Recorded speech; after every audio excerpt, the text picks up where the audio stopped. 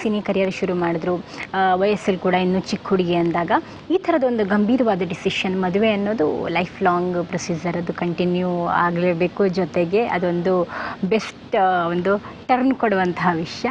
ಈ ವಿಚಾರನ ಎಷ್ಟು ತಗೊಂಡ್ರು ಅಂದಾಗ ನಿಮ್ಮ ಮನೇಲಿ ನೀವು ಫಸ್ಟ್ ಯಾರಿಗೆ ಹೇಳಿದ್ರಿ, ಬಟ್ ನಿಮ್ಮ ಮನೆಯವ್ರ ರಿಯಾಕ್ಷನ್ ಅಂದರೆ ಅಪ್ಪ ಅಮ್ಮ ರಿಯಾಕ್ಷನ್ ಹೇಗಿತ್ತು? ನಾನು ಆ್ಯಕ್ಚುಲಿ ಮನೇಲಿ ನಾನು ಹೇಳಿದ್ದೆ ಆಲ್ರೆಡಿ, ಒಬ್ರು ಓಕೆ ಅಂತಂದರು, ನಿಮಗೆ ಇಷ್ಟ ಆದರೆ ಆ ಹುಡುಗನಿಗೆ ಬಂದು ನನಗೆ ಹೇಳು ಅಂದರೆ I told them if you like a boy come and tell me, I don't mind thinking about it. ನನಗೆ ಎಲ್ಲಾದರೂ if I like a person I will come and tell you. So it was again same thought of my parents and me.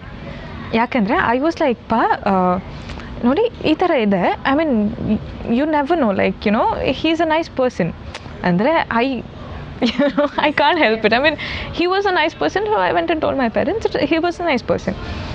ನಮ್ಮ parents ಬಂದು he is a nice person ಅಂತಂದರು. So that was ಎರಡು coincidence ಆಗಿ. ಅದಾದಮೇಲೆ ನೋಡಪ್ಪ, if you say no to the boy, ಆ ಹುಡುಗನ ಇಷ್ಟ ಇಲ್ಲ ಅಂತಂದರೆ I don't want to force it. ಆ ಥರ ಏನೂ ಇಲ್ಲ, ಆ ಥರ ಫೀಲಿಂಗ್ಸ್ ಏನೂ ಇಲ್ಲ. If you like the boy come and tell me, I will think about it.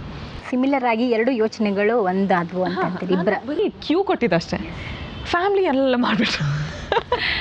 Actually ನಮ್ಮ ಅಟ್ ದ ಸೇಮ್ ಟೈಮ್ ಅವ್ರಿಗೆ ಕೂಡ ಅದೇ ಫ್ಯಾಮ್ಲಿ, ರಕ್ಷಿತ್ ಫ್ಯಾಮ್ಲಿ ಕೂಡ ಇಷ್ಟ ಆದರೆ ನೀವು. So it was all very very big coincidences. ಯಾಕಂದರೆ ನನ್ನ ಫ್ಯಾಮ್ಲಿಯಲ್ಲಿ ನನ್ನ ಪೇರೆಂಟ್ಸ್ ಫಸ್ಟ್ ಮೂವ್ ಮಾಡಿದ್ದು, ನಾವಿಬ್ಬರು ಏನೂ ಇಲ್ಲ. ಅವ್ರ ಫ್ಯಾಮ್ಲಿಯಲ್ಲಿ ಅವ್ರು ಫಸ್ಟ್ ಮೂವ್ ಮಾಡಿದ್ದು. ಇದಕ್ಕಿಂತ ಮುಂಚೆ ಫಸ್ಟ್ ಮೂವ್ ಮಾಡಿದ್ದು ಮೀಡಿಯಾದವರು.